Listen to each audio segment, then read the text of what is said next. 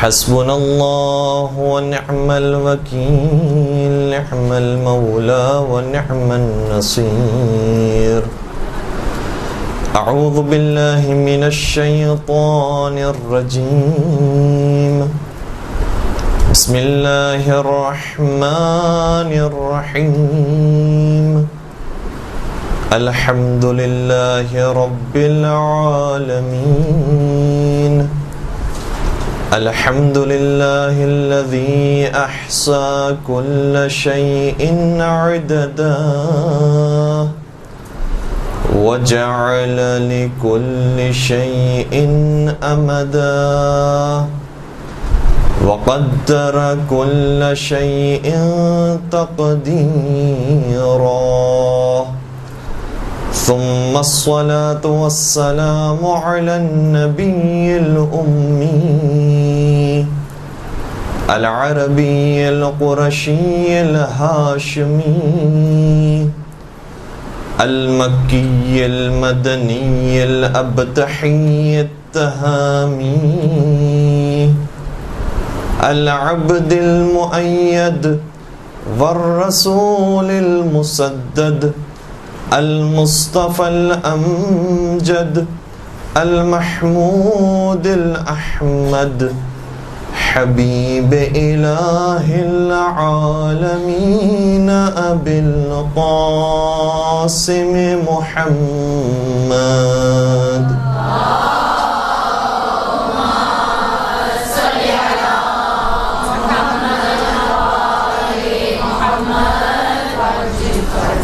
وعلى أهل بيته الطيبين الطاهرين المعصومين المظلومين الذين أذهب الله عنهم الرجس وطهرهم تطهيرا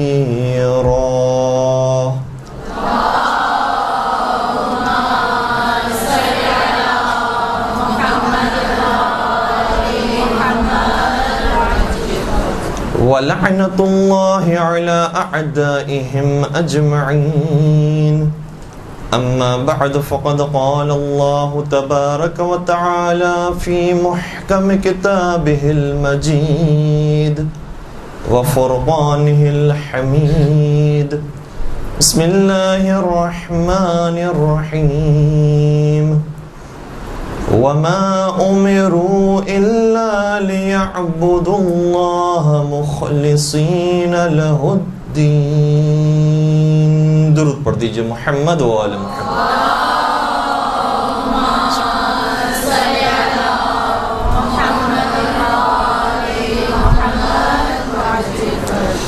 خارن گرامی، آج کی اس گفتگو کے لیے جس آیت کریمہ کو آپ کی خدمت میں تلاوت کرنے کا شرف حاصل کیا، سورہ بینہ کی آیت ہے۔ ارشاد رب العزت یہ ہو رہا ہے کہ وَمَا أُمِرُوا إِلَّا لِيَعْبُدُوا اللَّهَ مُخْلِصِينَ لَهُ الدِّينَ، لوگوں کو کوئی حکم دیا ہی نہیں گیا ہے مگر یہ کہ وہ عبادت کریں پروردگار کی، مخلصین لہ الدین، اور وہ عبادت اخلاص کے ساتھ ہو۔ اسی پر ہی ہماری پوری گفتگو ہوگی، اور اس موضوع کو ہم ایک اور آیت کے ضمن میں بھی بیان کر سکتے تھے اور اسے بھی سرنامہ کلام قرار دے سکتے تھے، لیکن شاید ہم اس کی اگر تلاوت کرتے تو لوگ یہ سمجھتے کہ کوئی میت آئی ہے کہ جس کی وجہ سے ہم نے یہ آیت پڑھی ہے۔ وہ آیت یہ ہے کہ انا للہ و انا الیہ راجعون، کہ ہم ہیں ہی اللہ کے لیے اور لوٹنا بھی ہمیں اللہ کی طرف ہے۔ اور اسی مفہوم کو مولا متقیان امیر المؤمنین حضرت علی ابن ابی طالب علیہ السلام نے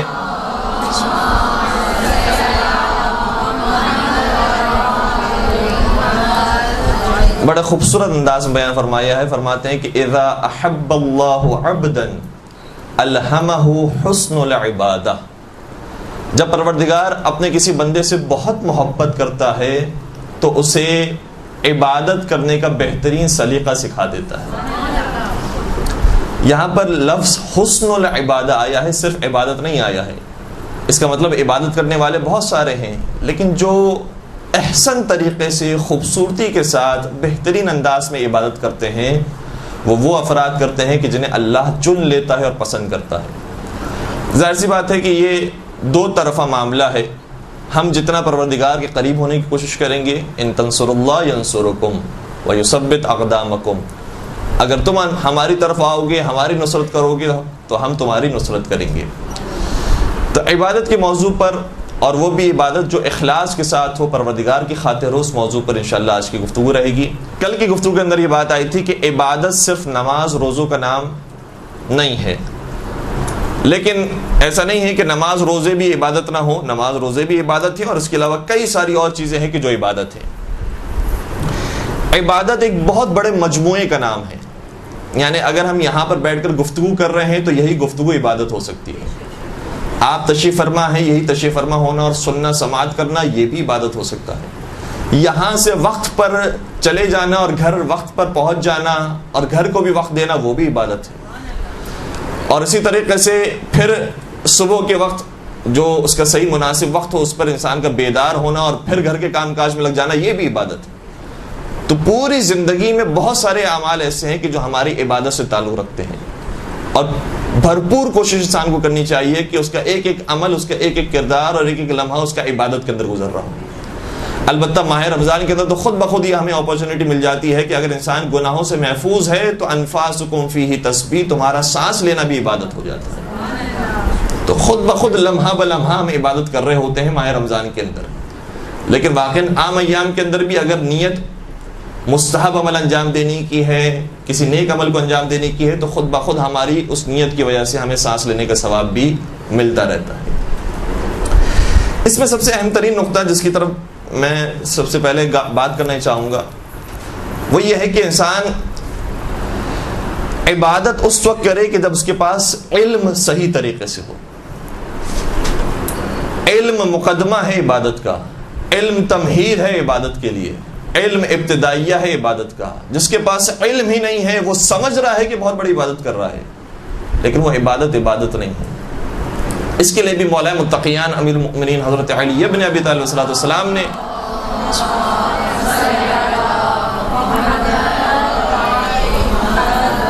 بہت ہی خوبصورت ایک مثال بیان کی ہے، اور میں کوشش کروں گا کہ چونکہ مولا متقیان کے ابھی ایام آئیں گے ماہ رمضان میں، اس لیے مولا متقیان ہی کے فرمان کو، ان کی سیرت کو زیادہ سے زیادہ آپ کی خدمت میں پیش کرنے کی کوشش کروں۔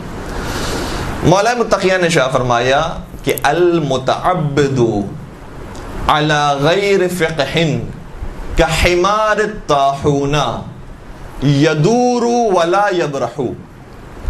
فرمایا وہ شخص کہ جو بہت بڑا عبادت گزار ہے لیکن بغیر سوچے سمجھے عبادت کر رہا ہے، اس کی مثال اس گدھے کی طرح ہے جو چکی کے گرد گھومتا رہتا ہے تاکہ آٹے کو پیسے، اور سمجھ رہا ہوتا ہے کہ میں بہت بڑا کام کر رہا ہوں، بہت آگے بڑھ رہا ہوں، جبکہ وہ صرف گھوم رہا ہوتا ہے اور چل رہا ہوتا ہے لیکن آگے نہیں بڑھ رہا ہوتا۔ وہ پورا چکر لگاتا ہے اور وہیں پہنچ جاتا ہے، پھر پورا چکر لگاتا ہے وہیں پر پہنچ جاتا ہے، پھر پورا چکر لگاتا ہے وہیں پر پہنچ جاتا ہے۔ سمجھ رہا ہوتا ہے کہ میں آگے بڑھ رہا ہوں، وہ چل رہا ہے لیکن آگے نہیں بڑھ رہا۔ یعنی جس کو ہم عام زبان میں کہہ سکتے ہیں کہ جو گھر کے اندر جاگنگ کر رہے ہوتے ہیں تو پیر لگ رہے ہیں، حرکت ہے انسان کے بدن میں، لیکن یہ حرکت انسان کو آگے نہیں پہنچا رہی۔ بلکہ ایک روایت کے اندر چھٹے سرکار شاہ فرماتے ہیں کہ اگر کوئی شخص، ایک درود پڑھ دیجئے محمد و آلہ،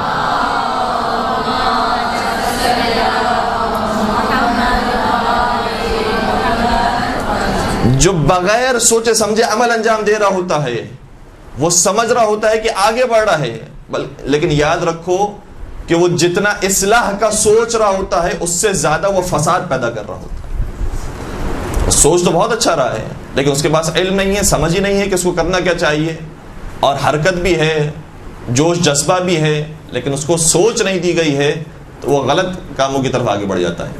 ایک چھوٹی سی مثال آپ کی خود بیان کروں۔ دیکھیں ہمارے یہاں بڑی تاکید کی جاتی ہے کہ انسان اول وقت کی نماز پڑھے،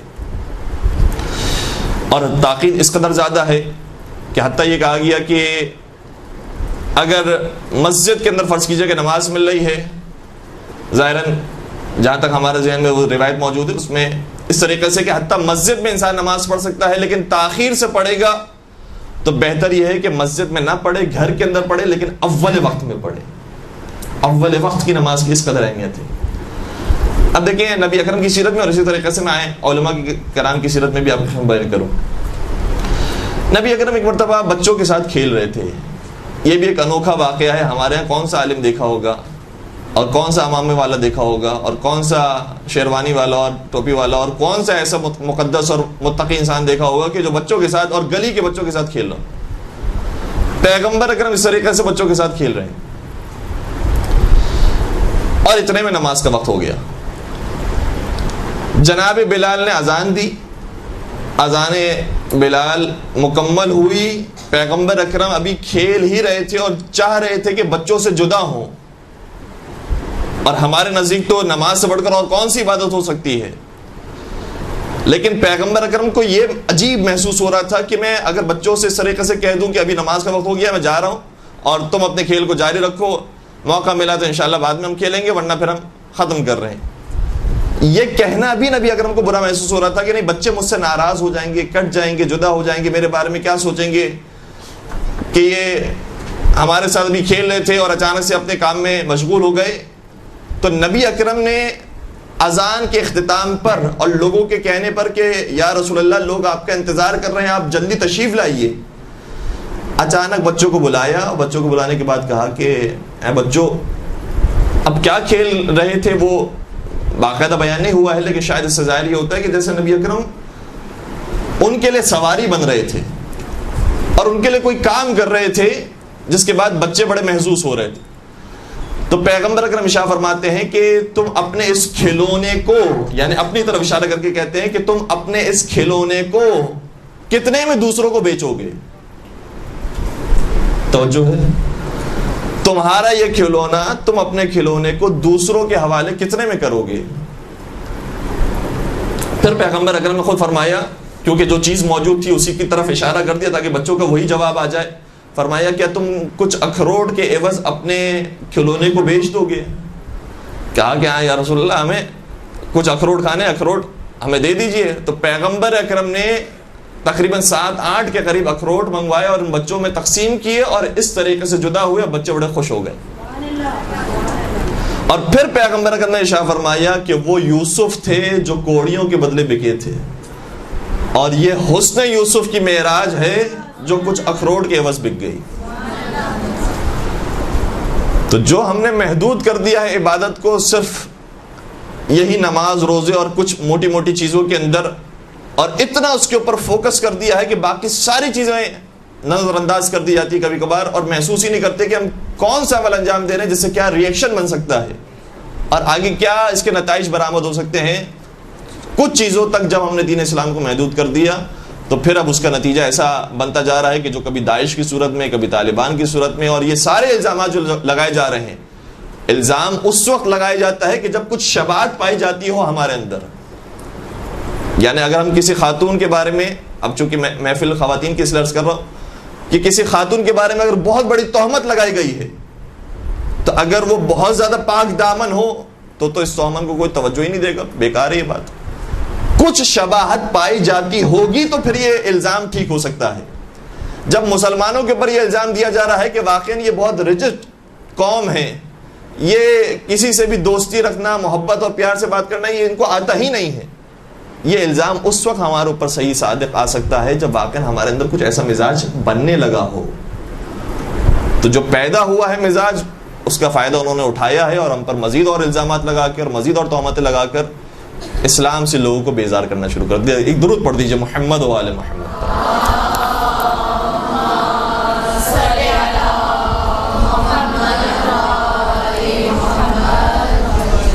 ایک اور میں عجیب بات بیان کرنے جا رہا ہوں, اور شاید ہم نے بھی اور ہمارے جیسے کئی سارے علماء کرام نے اس بات پر بڑی تاکید کی ہے, اور خیر وہ تاکید مراجعین کی طرف سے بھی ہے, تائید شدہ ہے, معصومین کی روایتیں بھی اس بارے میں تائید کرتی ہیں, خود پیغمبر اکرم کی سیرت اس بارے میں تائید کرتی ہیں کہ انسان اول وقت کی نماز انجام دے. پیغمبر اکرم کے بارے میں روایت موجود ہے کہ لوگوں سے گفتگو فرما رہے ہوتے تھے, اصحاب سے گفتگو کر رہے ہوتے تھے, جیسے ہی نماز کا وقت آتا تھا ہم سے ایسے جدا ہوتے تھے کہ جیسے ہمارے درمیان موجود ہی نہ ہو. تو اتنی زیادہ بھی اول وقت کی تاکید ہے, لیکن جانتے تھے کہ یہ جو بڑے لوگ ہیں, سمجھدار لوگ ہیں, ان کو پتہ ہے کہ میں جو اب ان کے درمیان سے کھڑا ہوا ہوں وہ ان سے بیزار ہونے کی وجہ سے نہیں ہوا ہوں, ان سے کسی دشمنی اور عداوت کی وجہ سے میں کھڑا نہیں ہوا ہوں, بلکہ نماز کی اہمیت کی وجہ سے میں کھڑا ہوا ہوں. اس لیے اپنے اصحاب کے درمیان کھڑے ہو جایا کرتے تھے. اور یہی عمل تمام ائمہ کی سیرت میں ہمیں نظر آتا ہے, چاہے مولا متقیان ہو, امام سجاد ہو, امام علی رضا علیہ السلام ہو, تمام ائمہ کی سیرت میں ہمیں یہی نظر آتا ہے. اور روایتیں بھی اس بارے میں کثرت کے ساتھ آئی ہیں. اب میں جس نقطے کی طرف اشارہ کرنا چاہ رہا ہوں وہ یہ ہے کہ کبھی کبھار اب یہ ہمارے معاشرے کا مسئلہ ہے, خیر محرم میں زیادہ پیش آتا ہے, کہ عزاداری اسی وقت ہو رہی ہے جب نماز کا وقت ہے. اول وقت کی نماز زیادہ اہمیت رکھتی ہے یا عزاداری و مجلس کی اہمیت زیادہ ہے؟ عام طور پر ہمارے ممبروں سے علماء کرام نے یہ سمجھایا ہے, اور ہم نے بھی کوشش یہ کی ہے, اور یہ جو کوشش کی ہے وہ بھی مراجعین کے دستور کے مطابق کی ہے, کہ انسان ویسے تو کوشش کرے کہ ایسے وقت میں اپنی عزاداری کو مکمل کر لے کہ جس کے بعد نماز کا وقت داخل ہونے والا ہو. نماز کے وقت کے درمیان مجلس, ماتم داری, یہ چیزیں اس سے نہ ٹکرائیں کہ لوگ مشوش ہو جائیں کہ اب ہمیں کس طرف جانا چاہیے. وہ بھی عبادت ہے, یہ بھی عبادت ہے, اور نماز کے لیے بھی وقت وسیع موجود ہے. ضروری نہیں کہ ابھی انسان پہنچ جائے, تو وہ بھی مستحب ہے کہ اول وقت میں نماز پڑھیں, یہ بھی مستحب ہے کہ عزاداری امام حسین علیہ السلام کو مکمل کریں. تو کس عبادت کو فوقیت دی جائے؟ عام طور پر یہی نتیجہ دیا جاتا ہے کہ چاہے عزاداری اپنے عروج پر ہو, مجلس چل رہی ہو, مصائب چل رہے ہوں, ماتمداری ہو رہی ہو, فوراً سے نماز کا وقت آ گیا, ساری عزاداری بند کر دی جائے, لاؤڈ سپیکر بند کر دیے جائیں, جو ماتم ہو رہا ہے روک دیا جائے, فوراً سے سب وضو کریں اور جا کے نماز پڑھیں. یہ جو طریقہ کبھی کبھار لوگوں نے اختیار کرنا شروع کیا ہے, اس طریقے کے برخلاف بھی مراجعین نے اپنا ایک نظریہ دیا ہے کہ خبردار تم ایسے عزاداری کا اختتام نہ کرو کہ لوگ سمجھے کہ نعوذ باللہ کوئی عزاداری کو بیکار اور فضول عمل تھا. جیسے نماز کا وقت آیا کہا کہ بالکل اس کو بند کر دیا جائے, لاؤڈ سپیکر بند کر دیے جائیں, سب اپنے اپنے جگہ سے کھڑے ہو جائیں اور وضو کرنے چلے جائیں, جیسے کوئی وہ تو عبادت ہی نہیں تھی جو ابھی ہم کر رہے تھے. فرماتے یہ عزاداری امام حسین بہت بڑی عبادت تھی جو تم کر رہے تھے. اگر اس طریقے سے تم کھڑے ہوتے ہو تو عزاداری کی توہین کر رہے ہو. لہذا چونکہ توہین عزاداری ہے, اس لیے اسے ایسے انداز میں مکمل کرو کہ اس کی توہین کا سبب نہ بنے, اور پھر نماز کے لیے کھڑے ہو. تو جیسے پیغمبر اکرم نے وہاں تو کھیل رہے تھے بچوں کے ساتھ, وہ بھی بہرحال عبادت ہے, وہاں پر بھی تربیت کے پہلو ہے, لیکن اس کو بھی اتنے شائستہ انداز میں مکمل کیا. تو ہماری بھی ذمہ داری ہے کہ شائستہ انداز میں عزاداری کو مکمل کریں. آیت اللہ گل بیغانی کا زمانہ تھا, ان کی ہی محفل کے اندر, ان کی ہی امام بارگاہ کے اندر مجلس امام حسین برپا ہو رہی تھی, یہاں تک کہ مؤذن نے اذان دی. جیسے ہی اذان کا وقت آیا, لوگ ایک طرف سے عزاداری کر رہے تھے, ماتمداری کر رہے تھے. ایک شخص کھڑا ہو گیا اور کہنے لگا کہ یہ سب بند کرو, جا کر وضو کرو اور جا کے نماز پڑھو, نماز کا وقت ہو گیا ہے. جب اس کی آواز بہت زیادہ اونچی ہو گئی تو آیت اللہ گل پیغانی اپنے کمرے سے باہر آئے اور اپنی لاٹھی کو دروازے پر مار کر کہا, خبردار عزاداری کو بند نہ کرواؤ, عزاداری کو جاری رہنے دو, اور عزاداری جب اپنے وقت پر مکمل ہو جائے تو پھر یہ جا کر نماز پڑھو. تو مراجعین نے دونوں طریقے اختیار کیے ہیں یہ بات کو سمجھانے کے لیے کہ اول وقت کی نماز کی اہمیت ہے اپنے مقام پر, اول وقت بھی ایک مستحب عبادت ہے, لیکن اس مستحب عبادت کی وجہ سے ہم کسی دوسری مستحب عبادت کی توہین نہ کریں, اس لیے اس کو بھی ٹھیک طریقے سے ہم اختتام تک پہنچائیں, اور پھر ہم نماز بھی جو اول وقت اور فضیلت کا وقت ہے اس میں انجام دیں. البتہ مینجمنٹ کو ذمہ داری بنتی ہے. آیت اللہ سستانی نے بھی اور اسی طریقے سے دیگر مراجع نے بھی یہ فرمایا ہے کہ بھرپور کوشش کی جائے کہ کبھی بھی عزاداری کا وقت, مجالس کا وقت ایسے وقت پر نہ رکھا جائے کہ جو نماز کے آغاز کا وقت ہے. ایک درود پڑھ دیجئے محمد و آل محمد.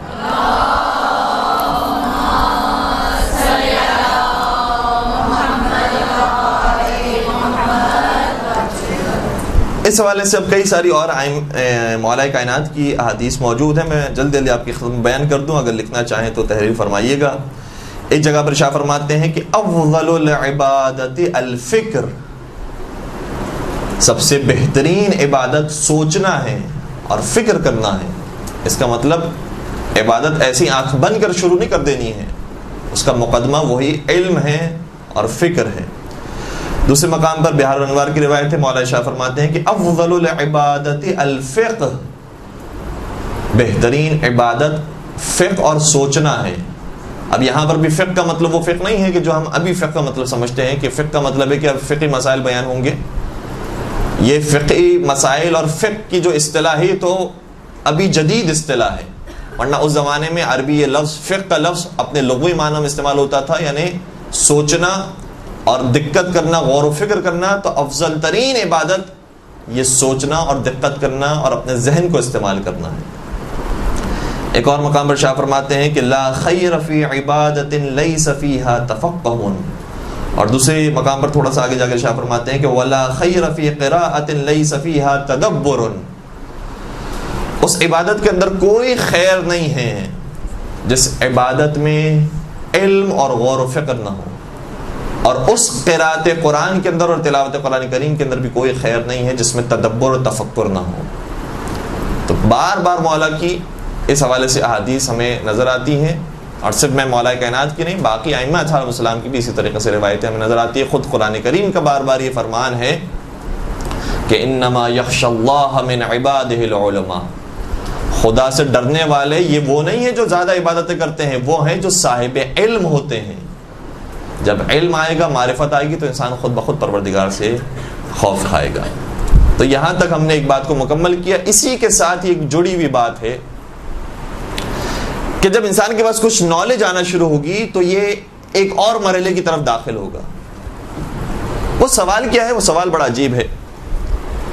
اب دیکھیں، میں ایک ذرا پریکٹیکل بات بھی بیان کروں، خود اپنا تجربہ بھی ہے جو بیان کر رہا ہوں، کہ جب انسان مدرسے میں آتا ہے اور علم حاصل کرنا شروع کرتا ہے، معلومات اس کی بڑھنا شروع ہوتی ہے، فقہ پڑھنا شروع کرتا ہے، عقائد پڑھنا شروع کرتا ہے، دین کو پڑھنا شروع کرتا ہے، تو جب تک مدرسے میں نہیں آیا ہوتا ہے زیادہ نمازیں پڑھتا ہے.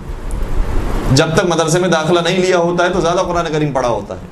جیسے ہی مدرسے میں آ جاتا ہے تو پتہ چل جاتا ہے اچھا یہ تو واجب نہیں تھا، ہم تو واجب سمجھ کے پڑھ رہے تھے، اس کو چھوڑ دیا. وہ بھی واجب نہیں تھا، ہم تو واجب سمجھ کے پڑھ رہے تھے، اس کو بھی چھوڑ دیا. وہ نماز جو پہلے 6-7 منٹ کی تھی، ہوتے ہوتے وہ 3 منٹ کی ہو گئی. کہ اب تو واجب تو سورہ کوثر پڑھنا بھی کافی ہے ہر نماز کے اندر. تو جو سب سے چھوٹا سورہ ہے وہ اس مقام پر کام آتا ہے کہ ہم نے نماز کو جتنا چھوٹے سے چھوٹا اور واجب سے واجب حد تک ہم نے انجام دے دیا. خدا خیر ہے ہماری کہ الحمدللہ جہنم میں نہیں جانے والے. تو یہ واقعاً ایک المیہ بنتا جا رہا ہے کہ جتنے لوگ حوضے میں جاتے ہیں، جتنے لوگ مدرسے میں جاتے ہیں، وہ اعمال زیادہ کرنے کے بجائے کم کرنا شروع کر دیتے ہیں. وہ عبادتیں زیادہ کرنے کے بجائے اور کم سے کم ہوتی جاتی ہیں. اس کا کیا حل کیا جائے؟ اس کا کیا جواب دیا جائے کہ ایسا کیوں ہو رہا ہے؟ ہمارے خیال میں ایک بات جو مدرسے میں آنے والے ہر طالب علم کو سوچنی چاہیے، خود مجھے سب سے زیادہ پہلے سوچنی چاہیے کہ صحیح ہے مجھے بہت ساری چیزوں کا پہلے علم ہی تھا کہ فلاں عبادت مستحب ہے، واجب نہیں ہے، میں اس کو ضروری سمجھ کے، لازم سمجھ کے انجام دیتا رہا. پتہ چل گیا بعد میں جا کر کہ یہ لازم و واجب نہیں ہے، یہ مستحب عبادت ہے. ٹھیک ہے، ہم نے چھوڑ دی، چھوڑنا چاہیں تو چھوڑ دی. لیکن ہمیں ایسے ایسے یہ بھی پتہ چلنا شروع ہو جائے گا کہ جتنی ہم مستحب عبادتیں چھوڑتے جا رہے ہیں اور اپنا وقت بچاتے جا رہے ہیں، تو خود وقت بچا کر وقت کو ضائع کرنا یہ بھی دین نے سکھایا ہے کہ یہ حرام ہے. وقت کا ضیاع کرنا یہ بھی حرام ہے. انسان اپنے وقت کو ضائع کرے. قرآن کریم کی آیت ہے نا، فَمَن يَعْمَلْ مِثْقَالَ ذَرَّةٍ خَيْرًا يَرَهُ وَمَن يَعْمَلْ مِثْقَالَ ذَرَّةٍ شَرًّا يَرَهُ. ذرہ برابر بھی برائی کی ہوگی، یعنی ذرہ برابر بھی تم نے اپنے زندگی میں کوتاہی کی ہوگی، اس کا بھی جواب دینا ہے. اگر تم مزید کام کر سکتے تھے دنیا والوں کے لیے، اپنے لیے، اپنے بچوں کے لیے، اپنے گھر والوں کے لیے، کیوں کام نہیں کیا؟ تمہیں ہم نے زندگی دی تھی، صلاحیت دی تھی، سوچنے سمجھنے کی صلاحیت دی تھی، ہاتھ پیر سلامت دیے تھے، پھر کام کیوں نہیں کیا؟ جواب دینا پڑے گا. قرآن کریم کی ایک اور آیت ہے کہ ان السمع والبصر والفؤاد كل ذلك كل اولئک عن ظاہرین الفاظ كل اولئک عنہ مسئولا. پروردگار نے جو کان کی نعمت دی ہے، جو دیکھنے کی اور آنکھوں کی نعمت دی ہے، جو دل پروردگار نے دیے ہیں، ان سب سے پروردگار سوال کرے گا. کان عنہ مسئولا، ان سب سے سوال کیا جائے گا کہ تم نے کہاں استعمال کیا اسے. تو کیا اگر وقت ضائع کیا ہے اور دوسرے مباح کاموں میں استعمال کیا یا حتی مکروہ کاموں میں استعمال کیا تو جواب دینا پڑے گا. تو مدرسے میں آنے کے بعد صحیح ہے کہ انسان کو پتہ چل جاتا ہے کہ فلاں چیز مستحب تھی، واجب نہیں تھی، لیکن پھر اس کے سامنے دروازہ کھلتا جاتا ہے کہ فلاں مستحب بھی ہے، فلاں مستحب بھی ہے، فلاں چیز بھی مستحب ہے، فلاں چیز بھی مستحب ہے. مستحبات کی اتنی طویل فہرست ہے. اب میری ذمہ داری کیا بنتی ہے جو میں طالب علم مدرسے کے اندر آیا ہوں؟ میری ذمہ داری یہ بنتی ہے کہ اب میں دیکھوں کہ ان سارے مستحبات میں سے جو بہترین مستحب ہے اسے میں ابھی انجام دوں. صحیح ہے میں نے نماز کے اندر اپنے وقت کو بچا لیا، جو وقت کو بچا لیا اس کو پھر کہاں استعمال کیا؟ کیا اس سے بہتر چیز میں استعمال کیا ہے یا اس سے بدتر چیز میں استعمال کیا اور ضائع کر دیا؟ اگر ٹھیک ہے نماز کے وقت کو انسان نے تھوڑا سا کم کیا، بچایا ہے تاکہ گھر میں جو ضروری کام رہ گئے تھے اسے انجام دیا جائے، تو ٹھیک ہے، بہت اچھی بات ہے. گھر کی ذمہ داریاں اہم چیز ہیں، اس کو انجام دیا ہے.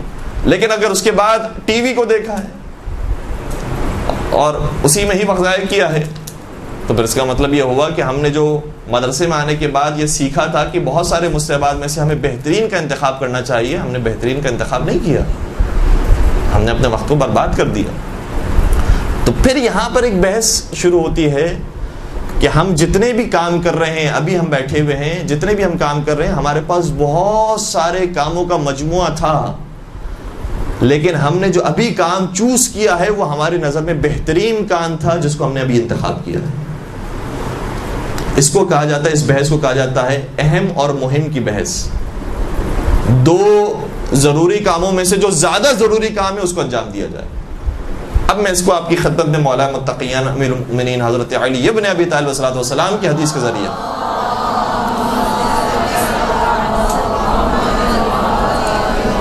بیان کرنے کی کوشش کر رہا ہوں. نہج البلاغہ کے اندر حکمت نمبر 39 ارشاد فرماتے ہیں مولا کہ لا قربت بالنوافل اذا اضرت بالفرائض. اس نافلہ عبادت کی کوئی حیثیت اور کوئی وقت نہیں ہے اگر اس نافلہ اور مستحب عبادت کی وجہ سے انسان اپنے واجبات کو چھوڑ رہا ہو. تو دونوں عبادت ہیں، مستحبات بھی عبادت ہیں، واجبات بھی عبادت ہیں، لیکن دیکھنا پڑے گا کہ کون سی عبادت زیادہ اہمیت رکھتی ہے. جس کی اہمیت زیادہ ہے اس کو انجام دینا. تو واجبات کے مقابلے میں مستحبات کی اہمیت نہیں ہے، لہٰذا واجبات کو پہلے انجام دیا جائے پھر مستحبات کو. لوگ جاتے ہیں الحمدللہ کربلا زیارت کرنے کے لیے، جاتے ہیں دوسرے مقامات پر زیارت کرنے کے لیے، بہت بڑی سعادت ہے. انشاءاللہ پروردگار ہم سب کو زیارت چاردہ معصومین نصیب فرمائے. لیکن جب اس سفر میں جا رہے ہوتے ہیں تو اس چیز کو فراموش کر دیتے ہیں کہ اسی سفر کے درمیان بعض نمازیں بھی آئیں گی، تو وہ نمازیں ساقط نہیں ہو گئی ہیں. مولا حسین نے مدینہ سے لے کر کربلا تک کا جو سفر کیا ہے اس میں کوئی ایک نماز بھی بتا دیجئے کہ جو مولا سے قضا ہو گئی. پورے سفر میں مولا کی نمازوں پہ نمازیں، وقت پر نماز انجام دے رہے ہیں. حتیٰ جو کربلا کے میدان میں بھی آخری جو نماز ہے ظہر کی نماز ہے جو جماعت کے ساتھ انجام دی ہے، اس میں بھی وقت دیکھتے جا رہے تھے کہ جیسے وقت داخل ہو جائے فوراً سے ظہر کی نماز انجام دی جائے. تو مولا امام حسین نے اس طریقے سے نمازوں کو انجام دیا کیونکہ واجبات کو تو نہیں چھوڑا جا سکتا کسی مستحب عمل کی خاطر. تو زیارت پر جا رہے ہیں، انسان بھرپور طریقے سے زیارت پر جائے، لیکن جو واجبات ہیں اس کو انجام دیتے دیتے مستحبات کو بھی انجام دے. ورنہ اگر اس مستحب کی وجہ سے واجب ٹکرا رہا ہو اور واجب خطرے میں آ رہا ہو تو واجب بہرحال واجب ہے اور اس کو مکمل کرنا. اسی طریقے سے ایک اور مولا کا فرمان ہے، شاہ فرماتے ہیں کہ لا عبادت کاداء الفرائض. کوئی عبادت واجبات کی برابری نہیں کر سکتی. جتنی بھی مستحب عبادت ہیں یہ سب بات کی بات ہے، پہلے واجب عبادت ہے. اگر انسان کی شبیداری کی وجہ سے، انشاءاللہ ویسے تو ایسا کام انسان نہ کرے، لیکن اس کی وجہ سے اگر فجر کی نماز چھوٹتی ہو، یقیناً انسان کو کہ میں نہیں پڑھ سکوں گا اتنی دیر سے سونے کی وجہ سے، تو پھر واجبات کی اہمیت زیادہ ہے. اور خیر بار بار اب اس حوالے سے مثال بیان ہو گئی، لیکن کوشش الٹیمیٹلی انسان کی یہ ہونی چاہیے کہ مستحب کو بھی انجام دے اور واجب کو بھی انجام دے. اگر کہیں ٹکراؤ کی صورت پیدا ہو جاتی ہے تو یہی واضح سا حل ہے کہ واجبات کی اہمیت مستحبات کے مقابلے میں زیادہ ہے. برحمتك يا أرحم الراحمين وصلى الله على محمد وآله الطاهرين.